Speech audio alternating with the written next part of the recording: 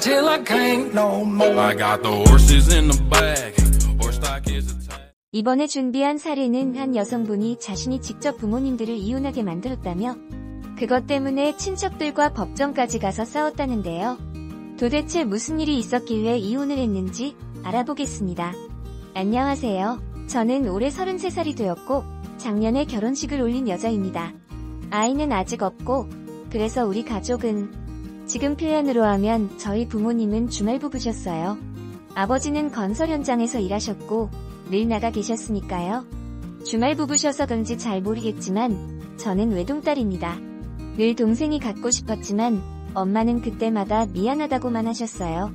지금 와서 생각해보면 동생은 고사하고 제가 태어난 것도 거의 기적 같은 일인 것 같습니다. 어릴 적 아버지에 대한 기억은 거의 없습니다.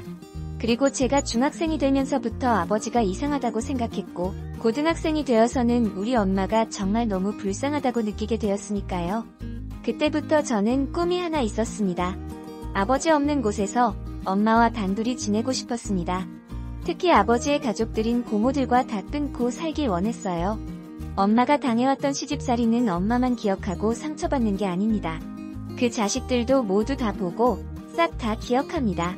아버지는 늘 건설 현장에 내려가 지낸다고 하며 집에는 거의 없었는데도 고모들은 자주 저희 집에 찾아오며 엄마를 괴롭혔습니다. 늘 엄마에게 와서는 할머니에게 잘하지 못한다며 구박을 하셨어요. 매번 그랬습니다. 저희 아빠는 장남이셨어요. 고모만 3분이셨고 혼자 남자리 그 당시 기준에서는 아빠가 부모님을 모셔야 했나봐요. 근데 지금 사는 집도 20평도 안 되는 작은 빌라에 살아서 그냥 모실 공간 자체가 없었거든요. 근데 그건 사실 집이 작아서 모시지 못하는 건데 고모들은 그렇게 찾아와서 구박하고 심지어 시골로 내려가 모시고 지내라고 며느리가 뭐하고 있냐고 아주 대놓고 이야기했습니다. 아빠는 그런 상황을 다 알면서도 모른 척했고요. 그래서 제가 집에 있으면 늘 집 전화는 제가 받았습니다. 고모에게 오면 항상 엄마는 집에 없다고 이야기했고요. 그런 구박을 그때부터 지금까지 그리고 부모님 이혼 후에는 저에게도 하십니다. 그래서 지금은 다 끊고 살고 있어요. 아버지는 지방 건설 현장 근처에 지내시면서 집에는 거의 오지도 않으셨고 나중에는 바람까지 나신 것 같았어요. 그때 부모님들이 싸우시던 날 엄마가 유독 심하게 화를 내시더라고요. 그때 처음 이혼이라는 이야기도 하셨고요. 하지만 이혼을 하지 않으셨어요. 그 이유가 저 때문인 것 같았습니다. 제가 그 당시 중학생이었거든요. 제가 고등학생이 되었을 때도 아버지는 또 바람을 피웠고 그때는 제가 먼저 이혼하시라고 이야기할 정도였습니다. 왜 답답하게 참고 사시냐고 그냥 이혼하고 우리 둘이 나가서 살자고 제가 더 세게 이야기했었거든요. 그래서 전 바람피는 사람은 인간으로 취급하지 않습니다. 아무리 아이들 모르게 바람도 피우고 싸운다고 해도 다 알고 있어요. 한 집에 같이 살면 부모님의 숨소리만 들어도 눈빛만 봐도 지금 어떤 상황인지 알게 됩니다. 아버지의 2번의 바람은 어린 저에게 큰 충격이었고 모든 걸 다 기억하고 있습니다. 그 여자 이름도 기억해요.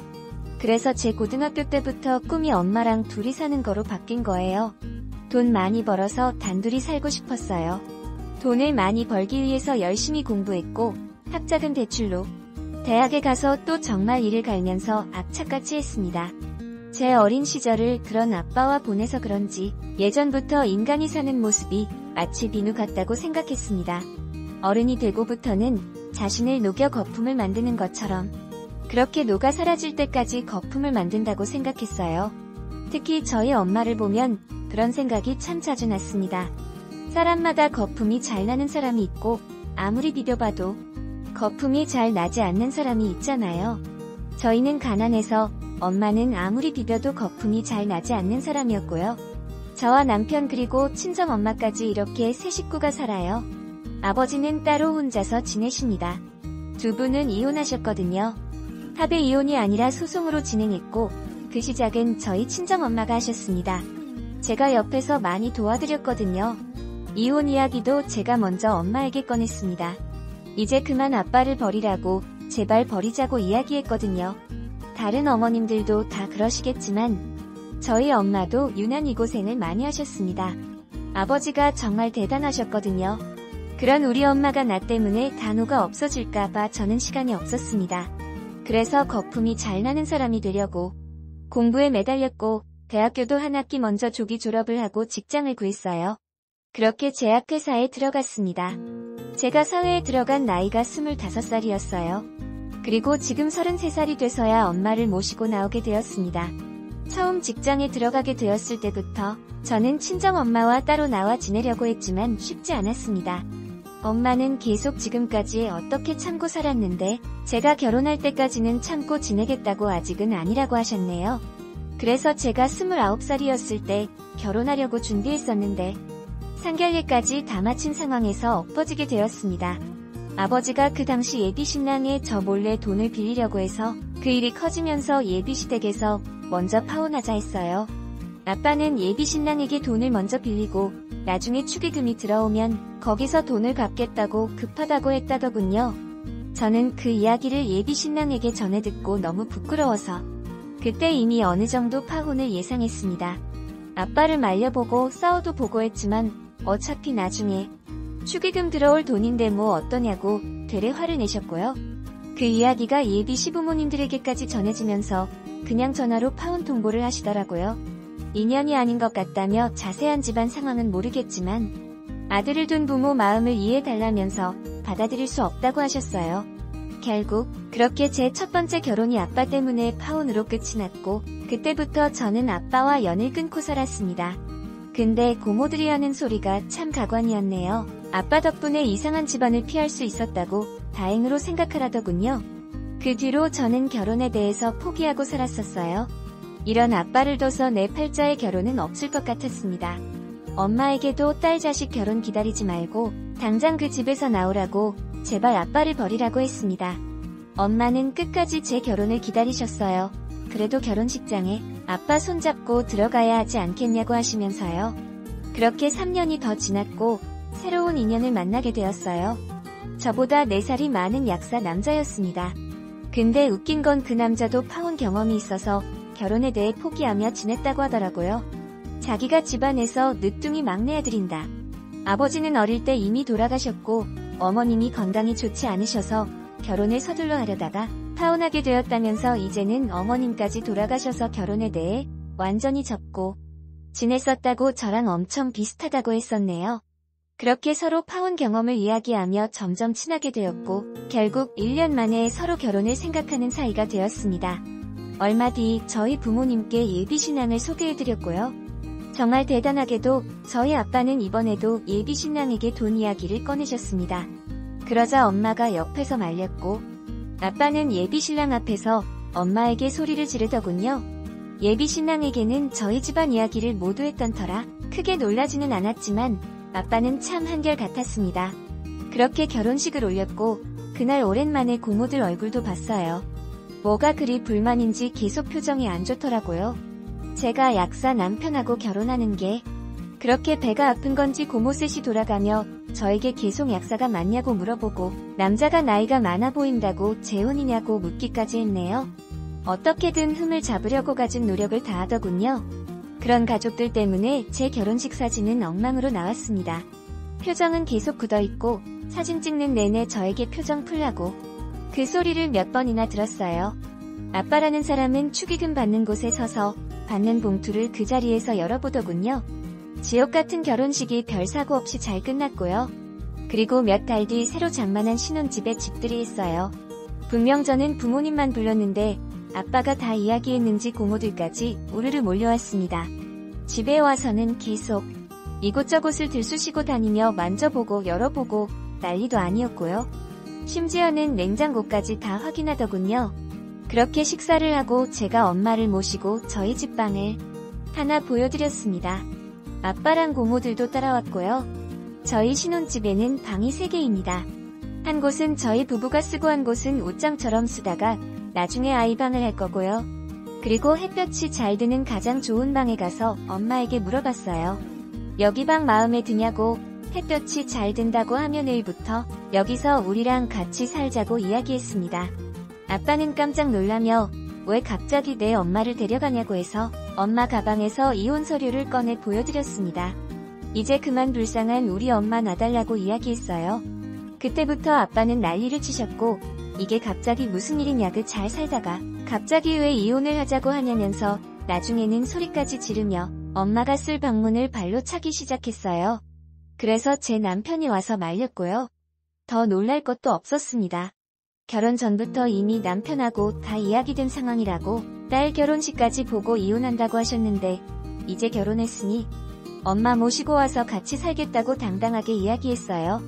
이젠 고모들까지 와서는 엄마에게 소리를 지르더라고요. 그동안 시집와서 뭐 한 게 있냐면서 제 앞에서 엄마에게 삿대질을 하길래 그동안 참았던 이야기를 다 했습니다. 아빠가 이전에 여자 만나고 다녔던 이야기, 바람을 피다 2번이나 걸렸던 이야기들, 그리고 제 파혼 이야기까지 고모들 앞에서 몽땅 다 이야기했습니다. 근데 웃긴 건 그런 상황을 이야기해줘도 그건 이혼 사유가 아니라네요. 고모들은 무조건 아빠가 불쌍하고 엄마가 문제라고 했고 목소리가 점점 커지다가 나중엔 서로 소리를 질렀습니다.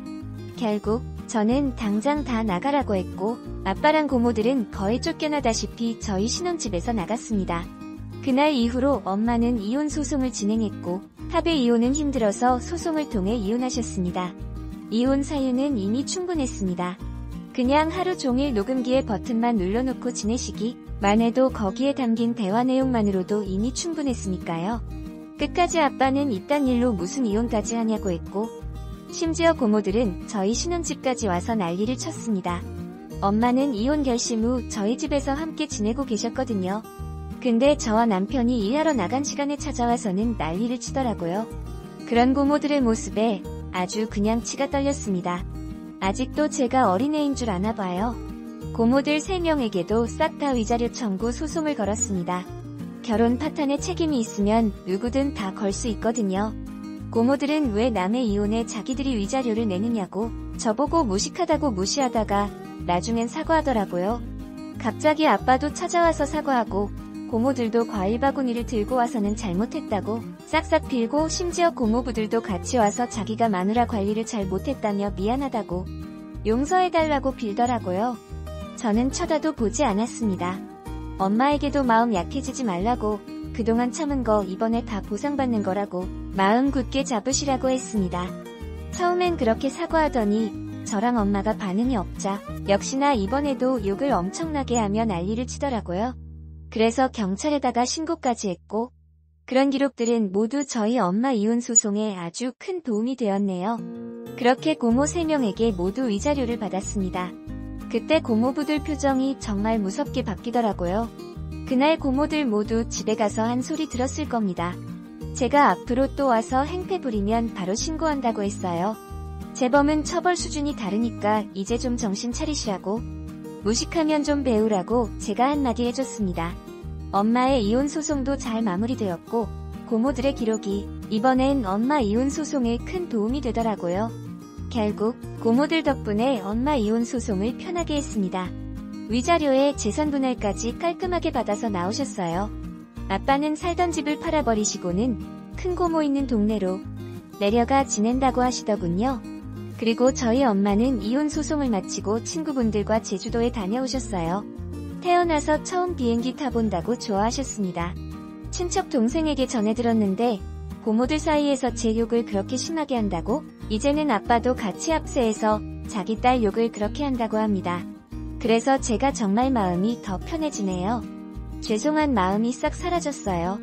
장모님과 함께 사는 남편이 참 고맙기도 하고 미안하기도 했는데 남편은 정말 고맙게도 자기는 더 좋다고 늦둥이로 태어나 엄마와 지낸 시간이 짧아 아쉬웠었는데 오히려 요즘은 참 좋다고 합니다. 엄마가 딸의 결혼을 보겠다며 버텨준 덕분에 제가 저렇게 좋은 남편을 만나게 된 것 같기도 하고요. 누가 뒤에서 뭐라고 욕을 하던 이제 신경 끊고 앞으로 저는 우리 엄마랑 행복하게 지낼 겁니다. 감사합니다. 제가 준비한 사례는 여기까지입니다. 정말 그동안 마음고생이 많으셨을 것 같네요. 그 끝이 행복하게 되어서 정말 다행입니다. 고모들에게 위자료 청구하신 일은 너무 통쾌합니다. 이제 겁나서 찾아오지도 못하겠네요. 특히 제보자분의 남편께서 심성이 너무 착하셔서 앞으로 행복한 일이 더 많을 것 같네요. 열심히 노력한 시간을 보상받으시는 것 같아서 너무 다행입니다. 어머님과 건강하게 오래오래 행복하게 지내시길 바랍니다. 이번에 제가 준비한 영상은 여기까지입니다. 잊지 않고 찾아와 주셔서 다시 한번 감사드립니다. 다음에도 열심히 녹음하고 편집해서 더 좋은 내용의 영상으로 찾아뵙겠습니다. Fish me